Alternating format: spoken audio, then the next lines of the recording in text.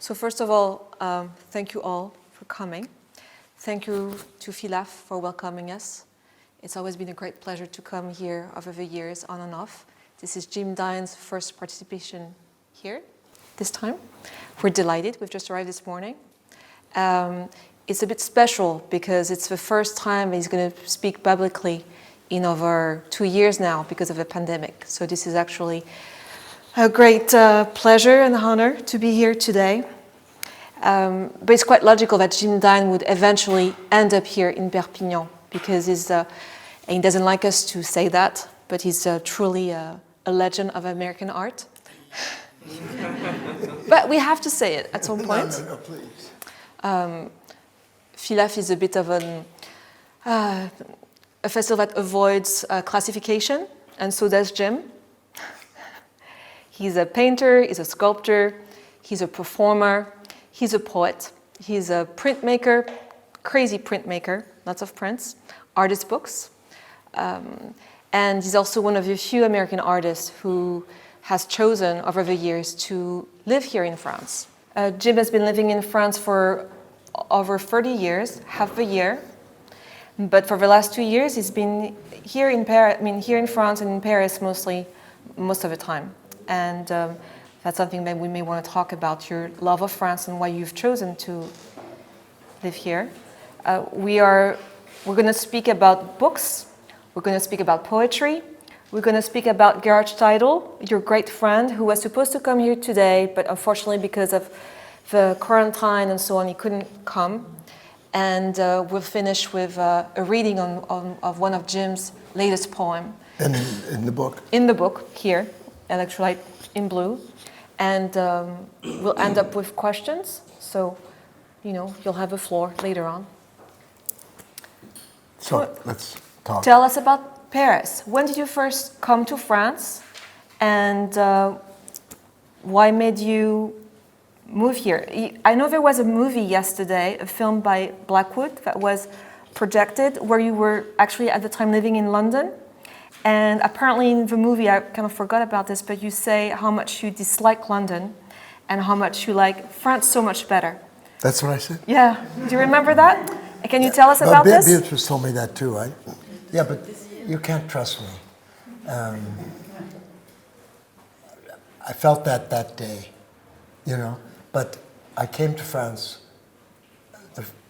the first time to print etchings with a great man called Aldo Crumlank, who was the etcher and printer for Picasso and Braque, but mainly Picasso. And when Picasso died, it freed him to print for us, And a lot of artists jumped at that to work with him. And he taught me so much about France, about what I was interested in, that is how one worked in France, and the artisans who worked in France. And we spoke a lot about what he called a French book. In America, that would be a synonym for pornography. But what he meant was how an artist's book was not bound, how it was set into a box, how then the collector could buy it and have it bound just for him, so it would be 1 over 1. We spoke about typography and how it was used that way, and we mainly spoke about etching, but we also spoke about bricolage, French bricolage, and the metric system versus inches. And we spoke about just the beauty of Paris. And I had just turned 40 when I started to work with him. So that was 46 years ago. And I had been to Paris only once before that. Because you see, in America, the artists of my generation and the generation before, we tried to be American. We were trying to throw off this Europe that that was so great. And I thought that, for instance, de Kooning and Klein, they were going to replace Picasso, Matisse.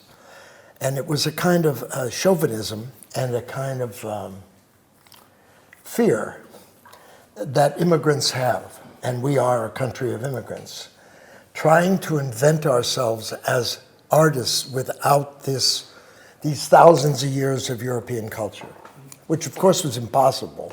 And de Kooning, of course, had come from Rotterdam, so what were we talking about? But it was a way to make a different kind of thing. Anyway, I was raised by my grandparents who were Europeans. Yeah, you were telling us, it was interesting what you said, that you were kind of like chauvinistic in a way at the time. You really wanted to be part of that movement of creating American art. But we were. That's the way it was. And you wanted to sever all ties with Europe. You had this utopia, right, of that you could be fully American. It was a utopian idea, which was, one couldn't act it out, really.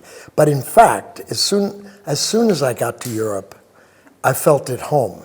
Because as I say, from the time I was 12 years old, I lived with my grandparents who had come from Eastern Europe. And we had another sensibility than this country and western city that I came from.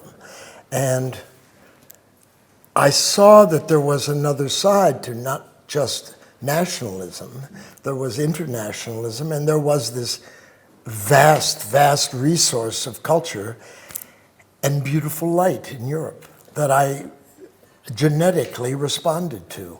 So then I landed here, you know. Oh, you said you felt genetically connected. Yeah, I felt at home as soon as I got off the boat.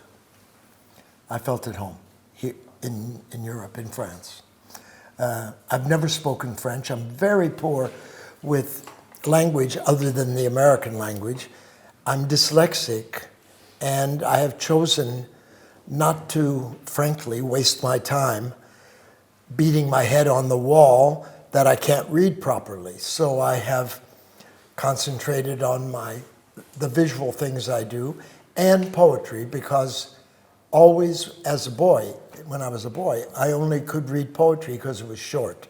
I could never read a novel. It daunted me. Yeah, you often speak about dyslexia. It's quite interesting because few people dare to admit that they are.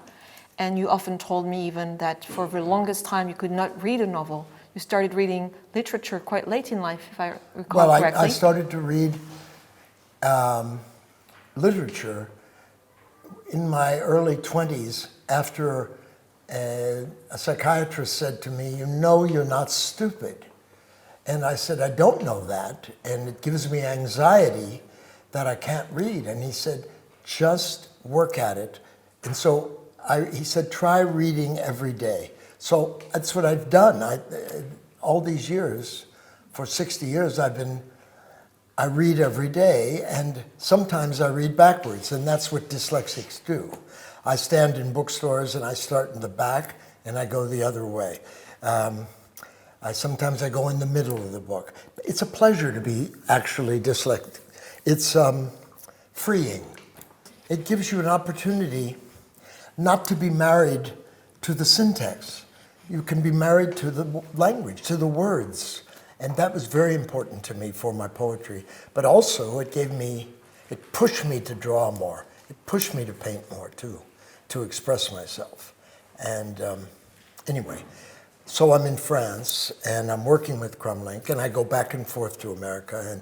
But I realize I have great romance for the French light and for French painting. And so I stayed. I came and I went, and like I am, like a wandering Jew. The first book I made, artist book I made, was in 1966. A man asked me to illustrate Apollinaire, the poet assassinated, and it was translated into English by a wonderful American poet called Ron Padgett.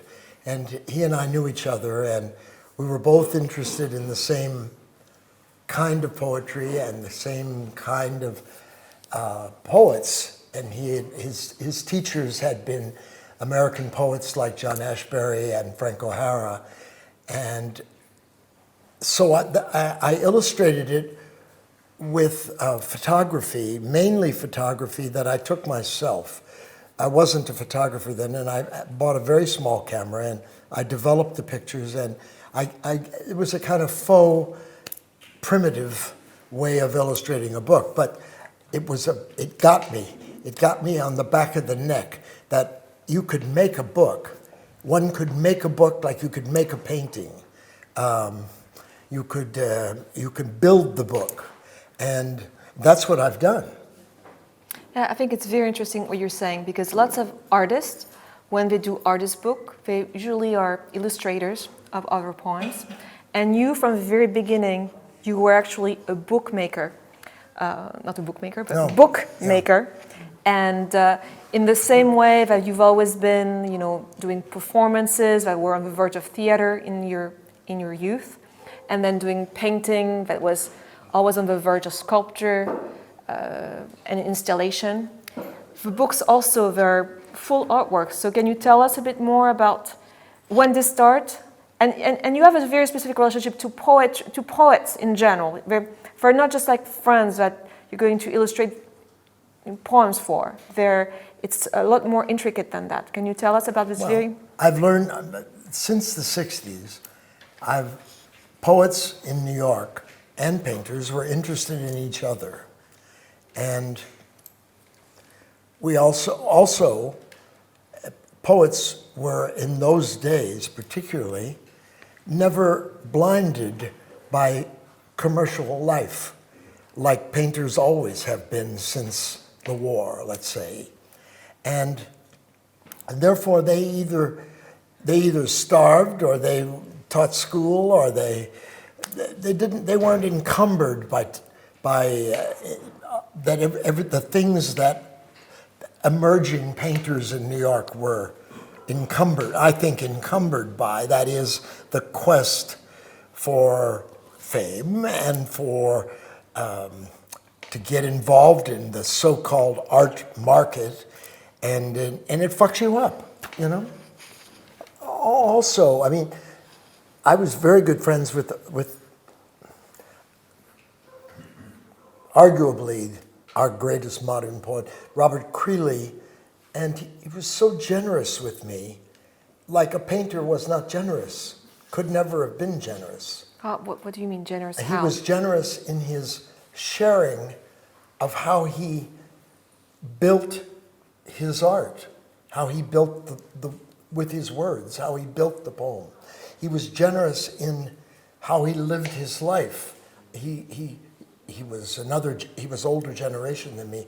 He was a kind of like a figure for me to observe, and the generosity of sharing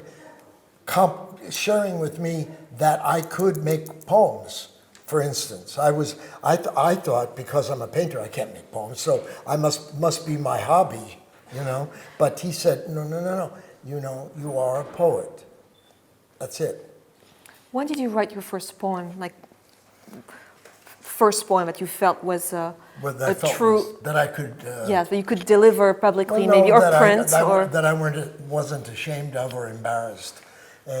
I guess when I met Padgett, when I was doing The Poet Assassinated, I was teaching school, and I was teaching with the man who turned me on to a lot of poetry. He was a novelist, academic, and I started to write then in about 1966, about that time. But I wrote and wrote and wrote. I moved to London the next year. I moved to London because they spoke English, and it's practical. I'm nothing but practical, and I stayed there with my family for 4 or 5 years, and in that time I met British poets and bookmakers. There was a wonderful man who had a press called Trigram Press. He was an American expatriate called Asa Benveniste, and he asked me to illustrate some of the poets we both knew, and including the great English poet Tom Rayworth. And he also said, why don't you make a book of poems? You know, so in '68, I made a book of poems with him. And I wrote the poems and I made the drawings for the poems too. And I just always have felt at home making books. It's a pleasure, always a pleasure. So can you tell us now about the person who should have been here today, but cannot? About Gerhard? Gerhard Steidl. First of all, we may say that, you know, say something maybe about everything that's hanging here in this room. Most of this was printed in Germany with Gerhard Steidl and conceived with them. Well, all these books are books of mine that I've made with him that are not the traditional artist handmade book, but the same method is he's made it possible for artists and photographers to make a book that can go out to a lot of people. He usually prints between 500 and 1,500 copies, and yet you are part of this process of typography, of editing, of correcting the scans, of smelling the paper, what ink you want, and standing on press and correcting. And he has a passion that he shares with me. The both of us, we are very, very sympathetic. I don't know of another area of my creativity, of my practice, that is like this, in the sense that it's like the birthing of an object. And sometimes it takes us 2 years, and sometimes we sit on it, and sometimes he won't see me, and sometimes I can't get there. Everything is done in this town, this university city in Germany called Göttingen. And so you can't just mail him things, you got to stand there. And I keep a place to work there. And sometimes it's a year, it's 2 years, where we sit on it, and it gestates. You guys have a ritual, kind of like the way you have a creative process that over the years you have devised, the two of you? Yes, we have a ritual of talking about, I bring him a project, and he said, you know, yes, we see, and then I get a telephone call 6 months later, and it's time to do that. So we go and we do that, and it's about sharing, and it's also a little nonverbal. We just do the work and put it together, and he has so many things at his disposal, so many samples of things to bind the book with. So many different kinds of paper, so many details, so many possibilities of type that it's thrilling. It's thrilling, a way to build this thing. You know? How many books have you made over the years? Do you know? No, maybe 30, you think? 30? 40, maybe. 40 books. But they aren't like the handmade books that I made before. I worked with a press in San Francisco where I illustrated the Apocalypse according to St. John the Divine.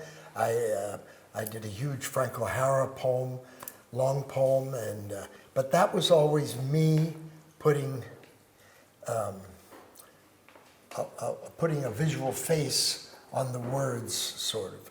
And this is more where everything's mixed up, and I have something to say about the typography, and also he's a great appreciator of my sort of idiotic script. I'm left-handed, and I smear across the page. He loves this. So it endears him to me a lot. Also, he's very open to the way I compose my poetry.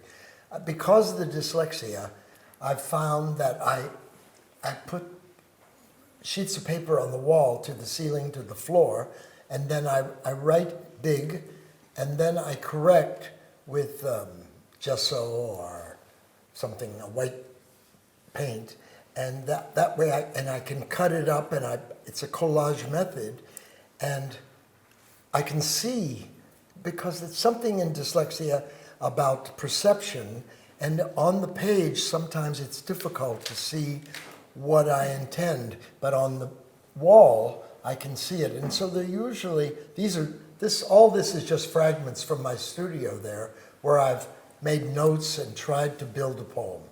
And I mean, that's the way it's done, and he thinks that gives the poem more life, I think. And I do too. Yeah, you say dyslexia, but really you're creating poetry like a painter in reality. You're painting words. I'm painting words, yeah. You're painting words. I think in reality it's much more than dyslexia. You're a painter, because those really look like paintings. Yeah. Even your words look like drawings. Drawings, yes. And also, we should never forget that in the beginning you were more than a painter. You were a performer. You were really well known for those what we call the happenings. Back in the 60s in New York. You were, often described as one of those pioneers of the happenings, which gave birth later to what we call like the performances now. Performance art. And you did 6 performances I think so, yeah. In the 60s. So from the beginning, you were always projecting your creativity onto space. Correct. Well, I didn't sit in a corner in silence.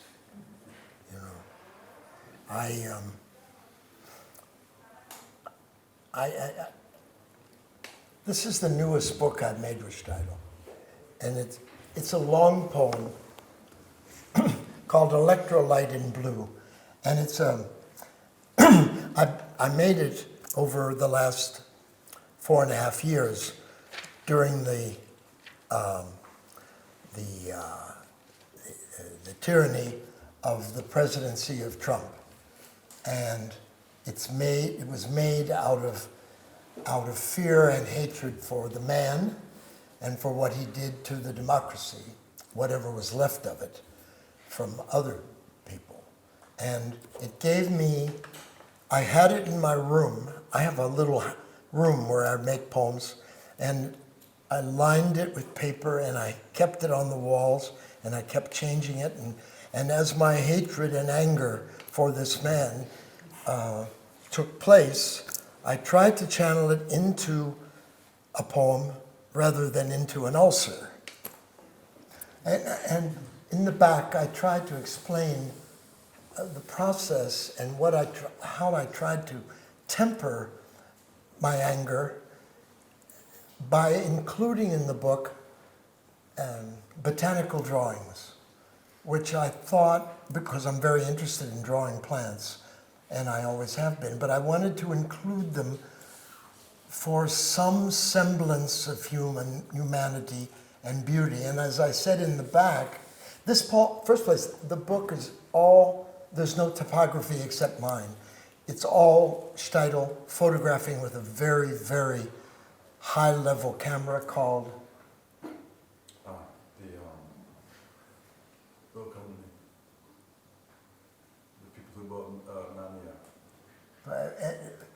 anyway, he doesn't scan it anymore. He just photographed. The veracity is so clear. So I made this poem on the wall. Then I wrote it down smaller so I could take it to my painting studio, and this is the size of the pictures I made. This book is the size exactly, and then I wrote the poem on these. You show the title, like this or like that. I wrote all this, so trying to temper and trying to make some beauty out of these 4 years of chaos,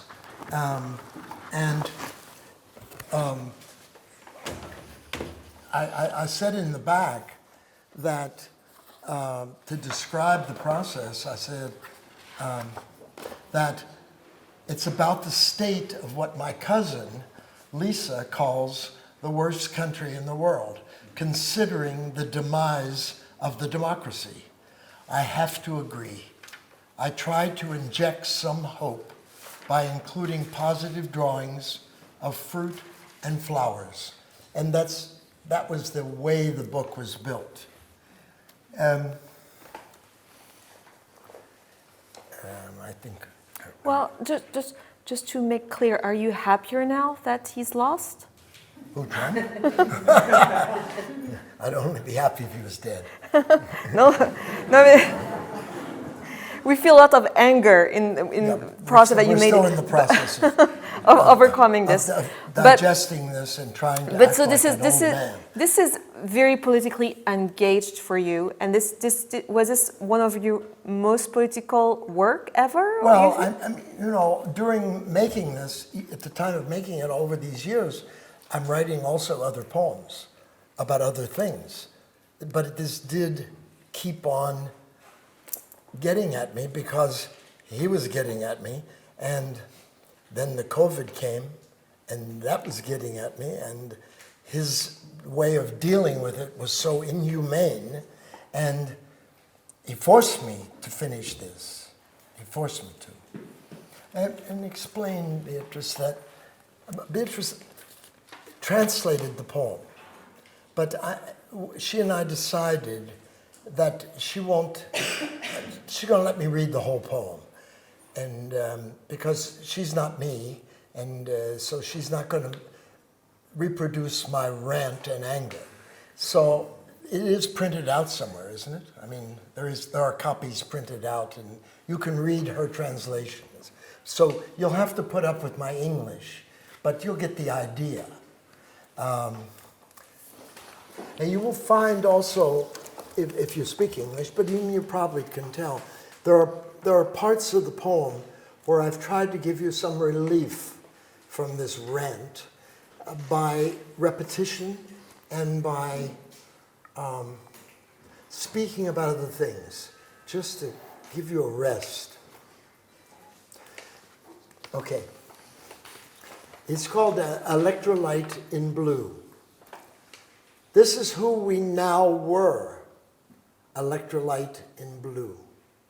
This is what we now were, like the big boy tomato, interspersed with the Bing cherry, for the rest of the poem, a black widow spider, my white stallion, trying to keep the reader invested in Bib lettuce, our terminal world, and Murat potatoes, poison snakes, dirtbag mania, black tulips, electrolytes, sodium, Hitler, potassium, and snail poison, Putin, eggplant, the fake blonde devil, fat, his playmates, his own children, liars, vipers, tomatoes, Stalin, dahlias. What about my stiffness?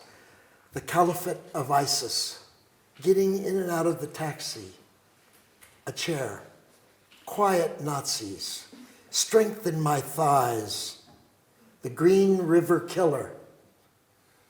When I enter the box, hate the Fuhrer, I go in easily. I will compile a more complete list of compost, close the lid box, of villains and bacteria, till now and forward do the research of evil, hit back at whispers, finish the book. Meanwhile, anti-Semitism, now the zinnia, now the morning glory. There is no mechanism in us that compares to the machinery built into the worker bee for extracting the nectar from the minute white flowers in my garden, except there is nothing, no mechanism in us that compares to the precise machinery built into the worker bee for extracting honey from my minute white flowers, except maybe some people's ability to think. Human thinking, slowness, lack of being present, start the old childhood wound. That's more specific, and plants, animals, and of course genetic traits like intelligence, for instance, the fat man's legion. We're all born with just a hint of smart, thus leaving them angry and defensive. Legions were all born with no intelligence, but a hint of this, leaving them angry about that and defensive and insecure as the modern world leaves them behind and gets on with its thinking and feeling that all people, names, title is in my throat, set all else in type, in the end color by hand, and compost the fatigue of dyed hair. The strange ice stops on the tiny time of time's error. The brain, the hair of the big fat devil, the modern world sees that they are left behind as we get on with our thinking and feeling for all. People to have the right to not go hungry, have the right to not go hungry, or that people should not be hated by these subhumans whose reactions and judgment is challenged by greed. The yuccas, 2 meters 50, bloom in mid-November on the east side of Paris. Fake blonde devil, the dogs you bore, let fatigue within you die and show its physical self, worth nothing. Evil of discreet, put it in, Mr. Bugger. Out and in, burger. Animals gone, drawing in repose. New varieties draw on the back table, heighten the tension of drawing, drafting, then draw plants. Make 2 books in front. Plan when Ruth comes, move black back and smash the wall and new front wall. Anthurium, red and flush from the heat. Blood pressure, 180 plus, panorama of paranoia. Murderer, so proud of your boys. Runaway murderer, exacting a price as we describe this Arcadian state that's gone mad. Just read angry madness. This quality equals anger of a higher level, like very strong blood pressure and fingers that are broken by anger. Oops, madness. The widow sweats. I have let it go, all of it. No knowledge, no new world, no television. Those who choose to ignore Darwin, the modern world, sees that they are left behind as we get on thinking and feeling, for all people have the right to not go hungry, or that people should not be hated by these subhumans whose reactions and judgments are challenged by greed. The yuccas, 2 meters 50, bloom in mid-November on the east side of Paris. The Target, the Christian Chariot, and the USA police hate us all. Target of this bile, this urban slavery. Free the azaleas in chattel.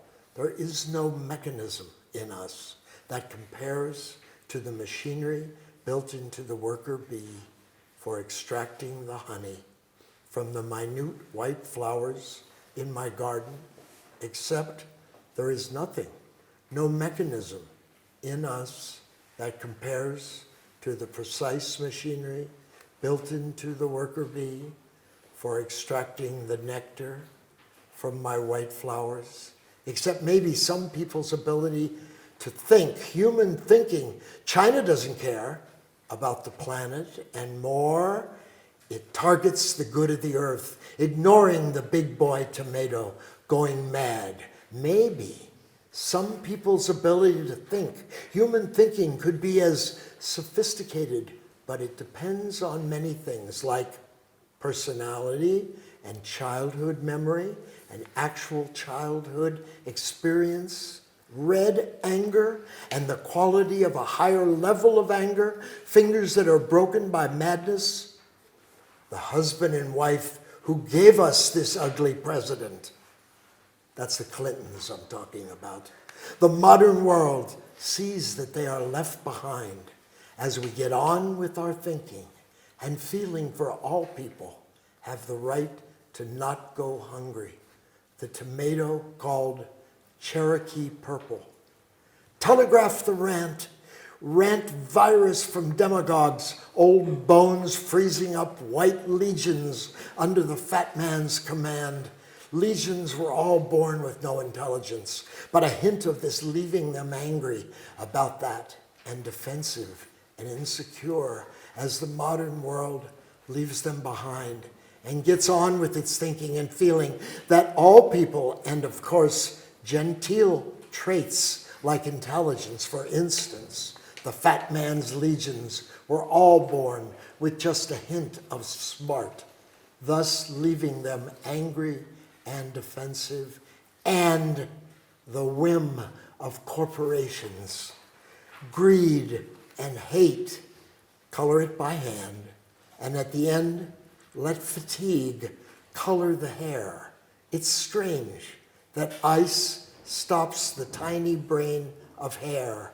Fake blonde devil could be as sophisticated, but it depends on many things like personality and childhood, memory and actual childhood experience, and genetic traits like intelligence, for instance. Trump, the dogs you bore. Let fatigue keep up the hatred. Will you not die?